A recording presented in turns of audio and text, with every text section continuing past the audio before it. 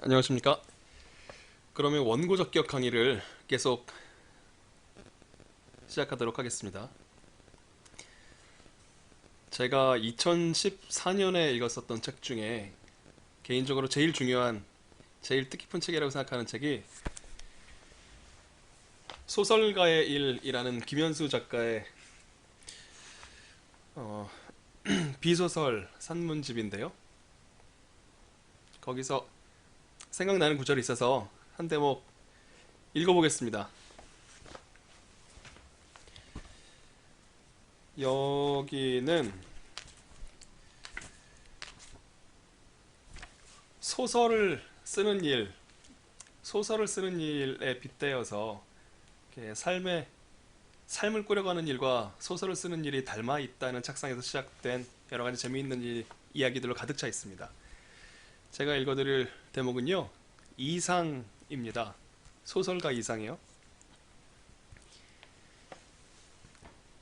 이상은 그 멀끔한 얼굴에 걸맞게도 모더니즘 문학을 식민지 조선에 처음으로 도입한 사람이다.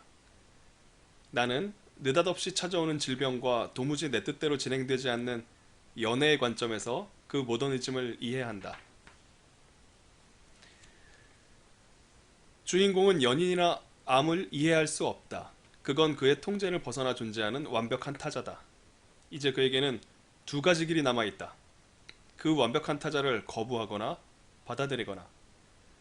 만약 거부하게 되면 사랑은 파탄나고 치료는 중단된다. 하지만 받아들인다고 해서 마음이 흡족할 수는 없다. 자기 뜻대로 안 된다는 그 불안을 견뎌야 하기 때문이다. 나는 이상이 식민지 조선에 소개한 모더니즘은 바로 이것이라고 생각한다. 불안을 견뎌야만 한다는 것. 나는 사랑하는 사람과 결혼하지 못할지도 모르고 이 병은 낫지 않을 수도 있다. 그렇지만 나는 물러서지 않고 이 불안을 모두 떠안겠다. 그리고 정말 우리가 원하는 세계가 오지 않는 것인지 한 번 더 알아보려 하겠다. 이게 현대인이 할 수 있는 최선의 윤리가 아닐까? 자신의 불안을 온몸으로 껴안을 수 있는 용기, 미래에 대한 헛된 약속에 지금을 희생하지 않는 마음. 다시 말해서 성공이나 실패냐를 떠나 지금 이 순간에 집중하는 태도. 많은 이야기들이 이어지지만 자칫 시험 공부를 해야 되는 우리 입장에서 너무 비관적으로 읽힐지도 모르기 때문에 이 정도만 읽어보았습니다. 얼마 전에 작고한 가수 신해철 씨가 마지막 방송에 나왔던 장면이 겹쳐서 떠오르는데요. 비정상회담이라는 작품에 신해철 씨가 등장해서 그런 얘기를 했었던 기억이 납니다. 신은 당신이 성공할 것인가에 대해서 아무런 관심이 없다.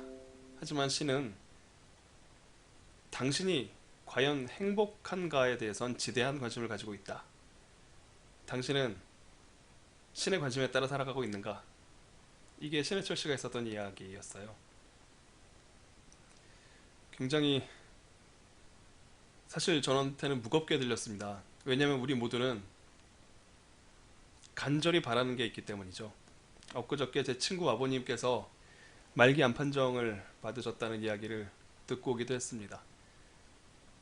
우리가 할 수 있는 일은 무엇일까? 우리가 해야 하는 일은 이 상황에서의 윤리적인 일이란 뭘까라는 생각 종종 하게 되는데요. 간절하게 원하면 반드시 이루어진다라는 생각은 유용합니다. 많은 사람들이 그런 생각에 기대어서 어려운 시간을 잘 버티고 있을 거예요. 그게 가능한 분들이 정말 부럽습니다.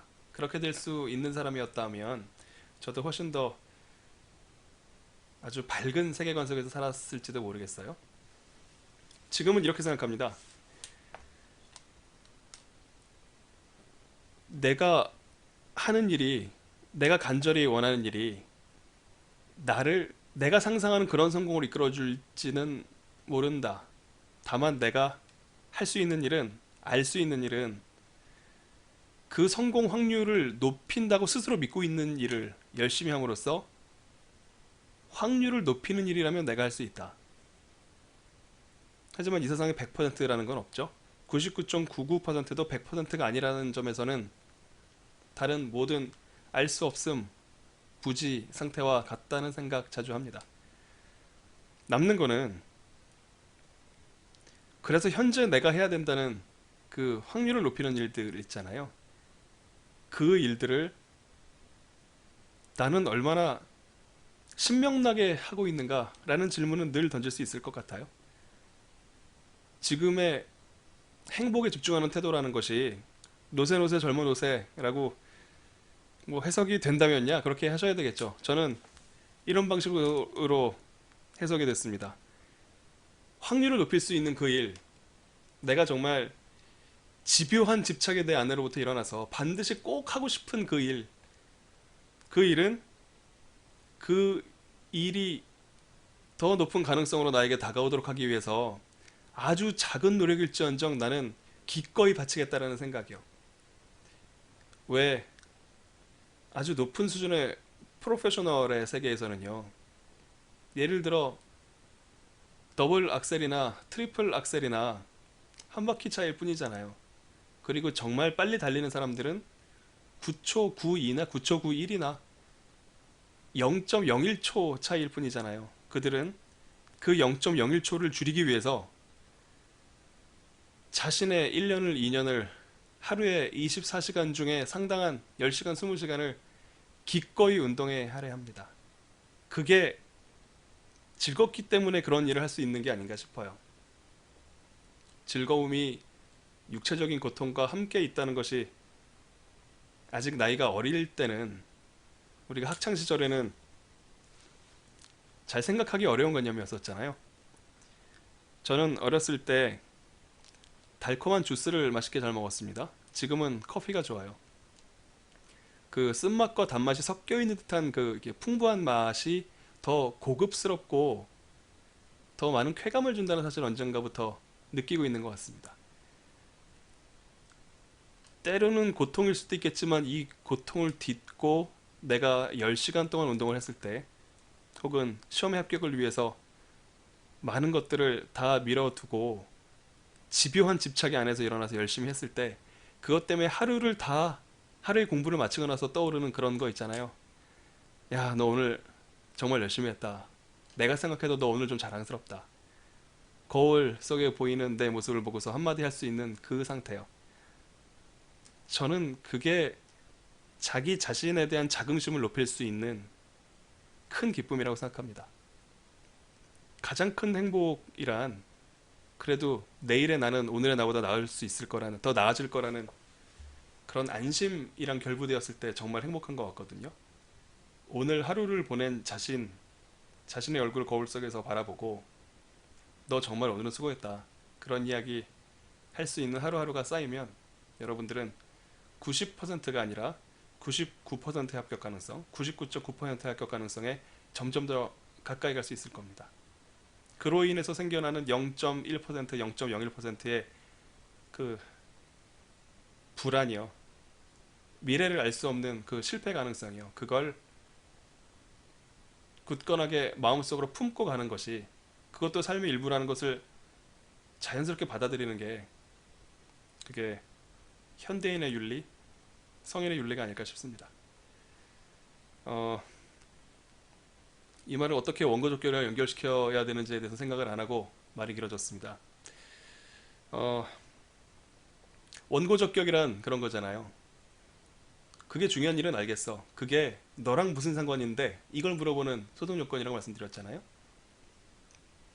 제가 방금 말씀드렸었던 그 현대인의 우리의 삶의 윤리, 그게 우리랑 무슨 상관이냐면요. 그렇게 하지 않으면 하루하루를 못 버팁니다. 정말 너무 소모가 큰 일이잖아요.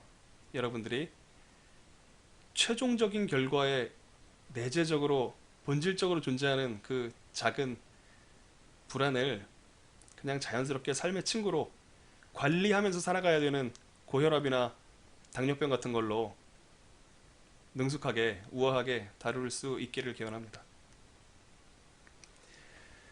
원고적격이라는 테마로 강의를 하기 전에 지금까지의 요약